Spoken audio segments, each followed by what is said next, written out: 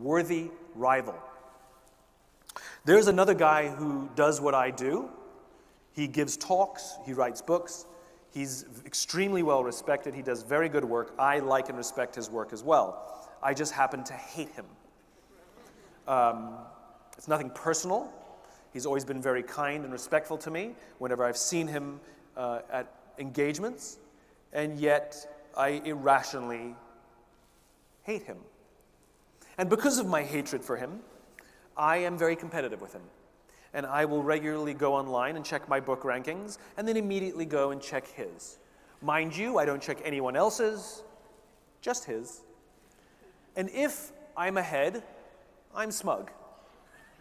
And if I'm behind, I'm angry. We had the opportunity to speak at the same event together, and I don't mean me in the morning and him in the afternoon. I mean we were interviewed together on the same stage at the same time. And the interviewer thought it would be fun if we introduced each other. And so I went first. And I turned to him and I said, you make me incredibly insecure. All of your strengths are all of my weaknesses, and whenever your name comes up, I get extremely uncomfortable. And he turned to me and he said, funny, I feel the same about you. It turns out the reason I hated him so much had nothing to do with him, it had everything to do with me. It's because his strengths revealed to me my weaknesses, and that made me feel insecure, and it was easier to channel all of that energy against him. It was easier to channel all of that energy into trying to beat him in order to make myself feel better, rather than to take a hard look at myself and say, I've got some work to do. The funny thing is that was such a cathartic experience for both of us that we've actually become very close friends, and now we work together on a regular basis, because it turns out people can buy more than one book. And it turns out that even easier than working on my weaknesses is simply to partner with somebody whose strengths are my weaknesses, and vice versa.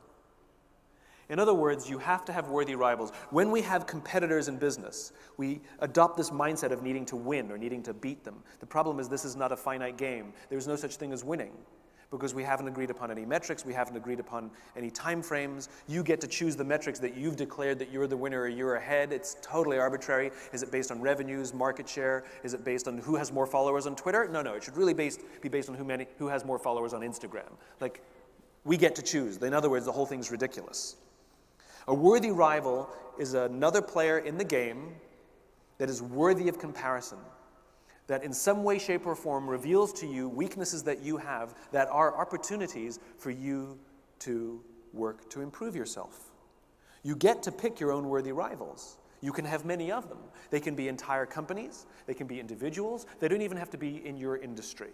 But there are people that you respect. You don't have to like them, but you respect that they are better at things than you are, and it shows you where your opportunities to improve are.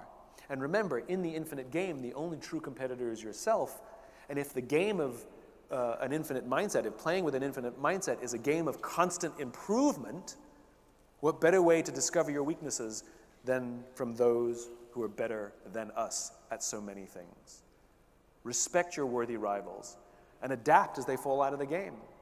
In the early days of the PC, Apple's worthy rival was IBM. Apple were the pirates, and IBM represented the Navy. Apple represented the rebels, and IBM represented the status quo that they were fighting against. But then IBM fell out of the game. That didn't mean Apple had won. It simply meant that the other player had fallen out of the game. And so they were replaced by Microsoft. Apple now represented the pirates, and Microsoft represented the Navy. Remember, hi, I'm a Mac, I'm a PC? It was this us against them. And then Microsoft was no longer a worthy rival. And now it's Google and Facebook and companies like that. And the fight is no longer about necessarily personal computing or the status quo, but now it seems to be about personal privacy. And still, Apple seems to be representing the individual's concerns more than the corporate's concerns.